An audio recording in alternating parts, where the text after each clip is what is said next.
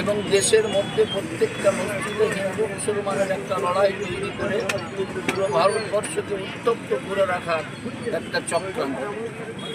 2 নম্বর, তাদের সংবিধানের মধ্যে বলা হয়েছে অপাক দান করতে পারবে কেবল সেই যে 5 বছর ধরে ব্যাপটিশিয়ান মুসলমান।